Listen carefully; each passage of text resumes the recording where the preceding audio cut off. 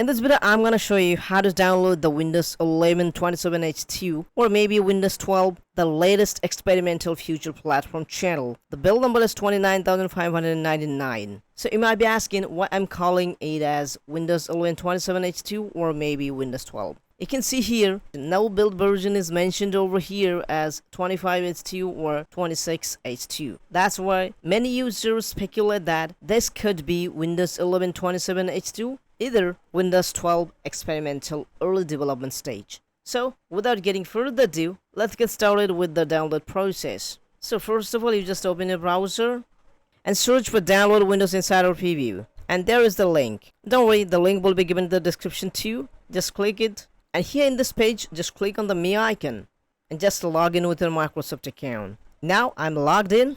Just scroll, and here you can see select edition option is there. And if you just click here, and you can see 29,599 future platform is there. Previously, to download the experimental builds, day builds, or beta builds, we had to rely on UEP dump websites. And now Microsoft just removed this barrier, and they just allow us to download all the future platform or development ISO files directly from their official websites. Just select this and just click on confirm.